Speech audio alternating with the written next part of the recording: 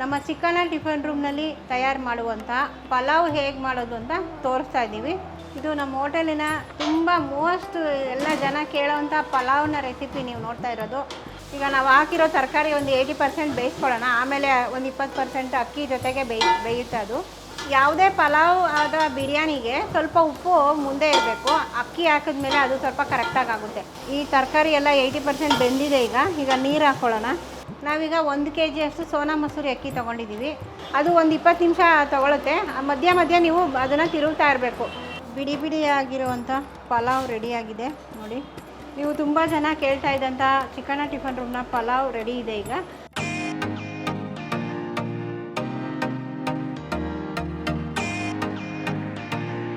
ಇಲ್ಲಿ ನಾವು ಸುಮಾರು ವರ್ಷದಿಂದ ಚಿತ್ರಾನ್ನ, ಪಲಾವು ಅವೆಲ್ಲ ತುಂಬ ಫೇಮಸ್ ಆಗಿದೆ.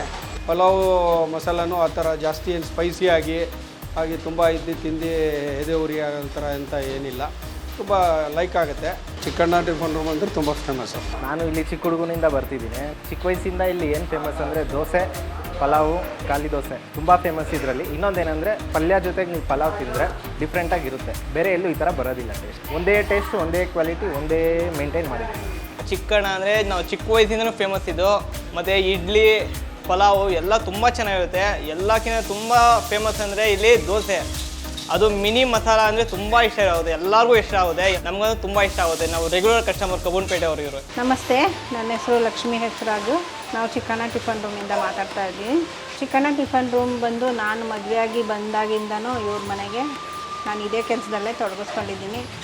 ಇದು ಒಂದು 60 ವರ್ಷ ಹಳೆ ಹೋಟೆಲ್ಲು. ನಮ್ಮ ಫ್ಯಾಮಿಲಿ ಬಿಸ್ನೆಸ್ ಥರನೇ ಇದು. ಫ್ಯಾಮಿಲಿಯವರೆಲ್ಲ ಸೇರಿ ಮಾಡ್ತಾಯಿದ್ವಿ, ಅದನ್ನೇ ಮುಂದುವರ್ಸ್ಕೊಂಡು ಬಂದಿದ್ದೀನಿ. ನೀವು ತುಂಬ ಜನ ಕಮೆಂಟ್ನಲ್ಲಿ ಕೇಳಿದ್ದೀರಾ ನೀವು ಪಲಾವ್ ಹೇಗೆ ಮಾಡೋದು ತೋರಿಸ್ಕೊಡಿ ಅಂತ. ಈಗ ನಾವು ನಮ್ಮ ಚಿಕ್ಕಣ್ಣ ಟಿಫನ್ ರೂಮ್ನಲ್ಲಿ ತಯಾರು ಮಾಡುವಂಥ ಪಲಾವ್ ಹೇಗೆ ಮಾಡೋದು ಅಂತ ತೋರಿಸ್ತಾ ಇದ್ದೀವಿ. ಬನ್ನಿ ಅದು ಹೇಗೆ ಮಾಡೋದು ಅಂತ ನೋಡೋಣ. ನಾವೀಗ 1 kg ಅಕ್ಕಿಯಲ್ಲಿ ಪಲಾವ್ ಮಾಡೋದು ಹೇಗೆ ಅಂತ ತೋರಿಸ್ತಾ ಇದ್ದೀನಿ. ಈಗ 1 kg ಅಕ್ಕಿಗೆ ಒಂದು 1/4 kg ಎಣ್ಣೆ ಕಾದ್ಮೇಲೆ ಸ್ವಲ್ಪ ಸಾಸಿವೆ ಹಾಕ್ಕೊಳ್ಳೋಣ, ಒಂದು 1/4 ಸ್ಪೂನಷ್ಟು. ಒಂದು 2 ಗರಿ ಕರಿಬೇವು, 2-3 ಈರುಳ್ಳಿ. ನೀವು ಜಾಸ್ತಿ ಹಾಕಿದ್ರೂ ಚೆನ್ನಾಗಿರುತ್ತೆ. ಒಂದು 1/4 kg ಅಂದ್ಕೊಳ್ಳಿ. ಒಂದು ಹಿಡಿಯಷ್ಟು ಮೆಣಸಿನ್ಕಾಯಿ, ಹಸಿ ಮೆಣಸಿನ್ಕಾಯಿ.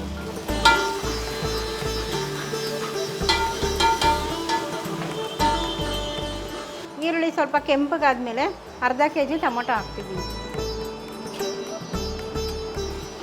ಟೊಮೊಟೊ ಚೆನ್ನಾಗಿ ಬೇಯಬೇಕು, ಆಗ ನಮಗೆ ಪಲಾವ್ ತುಂಬ ಚೆನ್ನಾಗಿ ಜ್ಯೂಸಿಯಾಗಿ ಬರುತ್ತೆ. ಇದರಲ್ಲಿ ಒಂದು 1/4 kg ಕ್ಯಾರೆಟು, 1/4 kg ಬೀನ್ಸ್ ತೊಗೊಂಡಿದ್ದೀವಿ, ಮತ್ತು ಬಟಾಣಿ ತೊಗೊಂಡಿದ್ದೀವಿ. ನೀವು ನಿಮ್ಗೆ ಯಾವ ಥರ ಇಷ್ಟ ಇದೆಯಾ, ನೀವು ನಿಮ್ಮ ಮನೇಲಿರೋಂಥ ತರಕಾರಿ ಯಾವುದೇ ಆದರೂ ಉಪಯೋಗಿಸಿ ಮಾಡ್ಬೋದು. ಈಗ ಅರ್ಧ kg ತರಕಾರಿ ಹಾಕ್ತಾಯಿದ್ದೀವಿ.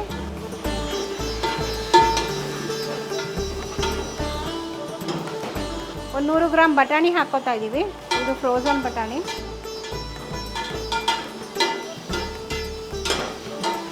ಒಂದು 1/4 ಸ್ಪೂನ್ ಅರಿಶಿನ ಹಾಕ್ಕೊಳ್ಳೋಣ. ಆ ತರಕಾರಿ ಎಲ್ಲ ಚೆನ್ನಾಗಿ ಬೇಯಲಿ. ಈಗ ಟೊಮೊಟೊ ತರಕಾರಿ ಎಲ್ಲ ಚೆನ್ನಾಗಿ ಬೇಯಬೇಕು.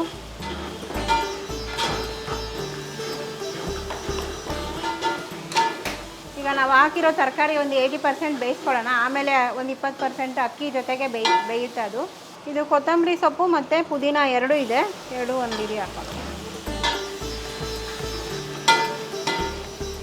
ಈಗ ನಾವು ಒಂದು 3 ಸ್ಪೂನು ಶುಂಠಿ ಬೆಳ್ಳುಳ್ಳಿ ಪೇಸ್ಟ್ ಹಾಕ್ಕೊತೀವಿ.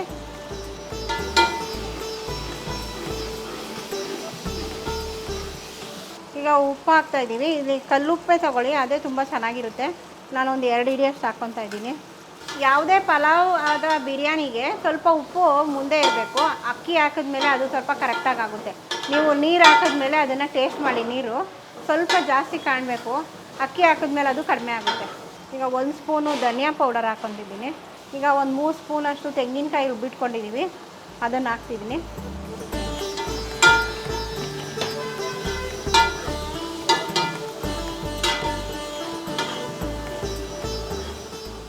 ಇದು 1 ಸ್ಪೂನು ಗರಂ ಮಸಾಲ ಹಾಕ್ಕೊತಾ ಇದ್ದೀವಿ. ಈ ತರಕಾರಿ ಎಲ್ಲ 80% ಬೆಂದಿದೆ. ಈಗ ನೀರು ಹಾಕ್ಕೊಳ್ಳೋಣ. 1 kg ಅಕ್ಕಿಗೆ 2 ಲೀಟ್ರ್ ನೀರು ಬೇಕಾಗುತ್ತೆ. ಈಗ ಅಷ್ಟನ್ನು ನಾವು ಹಾಕಿದ್ದೀವಿ. ಈಗ ಇದು ಇನ್ನೂ ಒಂದು 5 ನಿಮಿಷ ಕುದಿ ಬರಲಿ. ಅಷ್ಟೊತ್ತಿಗೆ ಒಂದು ತಟ್ಟೆ ಮುಚ್ಕೊಳ್ಳೋಣ. ಈಗ 5 ನಿಮಿಷ ಆಯಿತು. ಈಗ ಕುದೀತಾ ಇದೆ. ಈಗ ಅಕ್ಕಿ ಹಾಕ್ಕೊಳ್ಳೋಣ. ನಾವೀಗ 1 kg ಅಷ್ಟು ಸೋನಾ ಮಸೂರಿ ಅಕ್ಕಿ ತೊಗೊಂಡಿದ್ದೀವಿ. ನೀವು ಯಾವುದೇ ನಿಮ್ಮ ಮನೇಲಿ ಉಪಯೋಗಿಸೋವಂಥ ಅಕ್ಕಿಯಲ್ಲಿ ಇದೇ ಥರ ಮಾಡ್ಬೋದು. ಇಲ್ಲಾಂದರೆ ನೀವು ಬಾಸ್ಮತಿ ಅಕ್ಕಿ ಹಾಕಿನೂ ಯೂಸ್ ಮಾಡ್ಬೋದು. ಅದಿನ್ನೂ ತುಂಬ ಚೆನ್ನಾಗಿರುತ್ತೆ, ಬಿರಿಯಾನಿ ಟೇಸ್ಟೇ ಬರುತ್ತೆ. ಜೀರಿಗೆ ಸಾಂಬಾರು ಅಕ್ಕಿ ಮಾಡ್ಬೋದು. ನಿಮ್ಮ ಮನೇಲಿ ಯಾವ್ದು ನೀವು ಯೂಸ್ ಮಾಡ್ತೀರೋ ಅದರಲ್ಲೇ ಮಾಡ್ಕೊಳ್ಳಿ, ಚೆನ್ನಾಗಿ ಬರುತ್ತೆ. ನೀವು ಪಲಾವ್ ಮಾಡೋಕ್ಕೆ ಮುಂಚೆನೇ ಅಕ್ಕಿನ ನೆನೆಸಿಟ್ಟಿರ್ತೀರಲ್ಲ, ಒಂದು ಅರ್ಧ ಗಂಟೆ ನೆನೆಸ್ಬೇಕು, ಆವಾಗ ತುಂಬ ಸಾಫ್ಟಾಗಿ ಚೆನ್ನಾಗಿ ಬರುತ್ತೆ ಪಲಾವು. ಈಗ ಇದು ನೆನೆಸಿರೋ ಅಕ್ಕಿನ ಹಾಕ್ಕೊಳ್ಳೋಣ ಅದಕ್ಕೆ.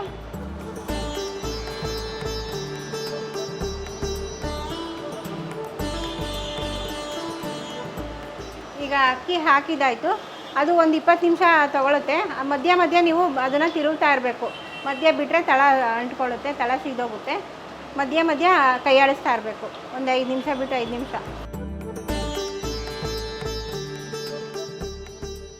ಇದು ನಮ್ಮ ಹೋಟೆಲಿನ ತುಂಬ ಎಲ್ಲ ಜನ ಕೇಳೋವಂಥ ಪಲಾವ್ನ ರೆಸಿಪಿ ನೀವು ನೋಡ್ತಾ ಇರೋದು.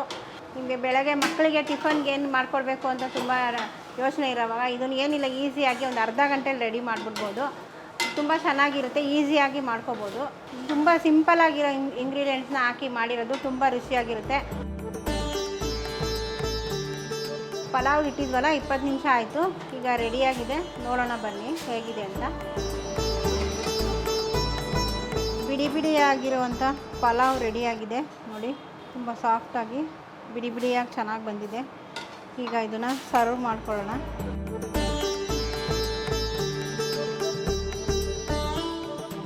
ನೀವು ತುಂಬ ಜನ ಕೇಳ್ತಾ ಇದ್ದಂಥ ಚಿಕನ ಟಿಫನ್ ರೂಮ್ನ ಪಲಾವ್ ರೆಡಿ ಇದೆ. ಈಗ ಇದನ್ನು ನೀವು ರಾಯ್ತಾ ಜೊತೆ ತಿನ್ಬೋದು, ನಮ್ಮ ಹೋಟೆಲ್ನ ಚಟ್ನಿ ಜೊತೆನೂ ಚೆನ್ನಾಗಿರುತ್ತೆ.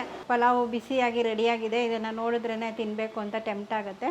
ಟೇಸ್ಟ್ ಮಾಡೋಣ ಹೇಗಿದೆ ಅಂತ. ತುಂಬ ಚೆನ್ನಾಗಿ ಬಂದಿದೆ. ನೀವು ಮನೇಲಿ ಟ್ರೈ ಮಾಡಿ, ಹೇಗೆ ಬಂತು ಅಂತ ಕಮೆಂಟಲ್ಲಿ ತಿಳಿಸಿ. ನೀವು ಲಾಸ್ಟ್ ವಿಡಿಯೋದಲ್ಲಿ ನಮ್ಮನ್ನ ತುಂಬ ಜನ ವಿಚಾರಿಸಿದ್ದೀರಾ, ನೀವು ಲೊಕೇಶನ್ ಎಲ್ಲಿ ಬರುತ್ತೆ ಅಂತ.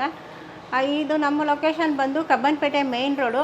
ನಾವು ಬಂದು ಕಾರ್ಪೊರೇಷನ್ ಮತ್ತು ಮೈಸೂರು ಬ್ಯಾಂಕ್ಗೂ ಮಧ್ಯದಲ್ಲಿದ್ದೀವಿ.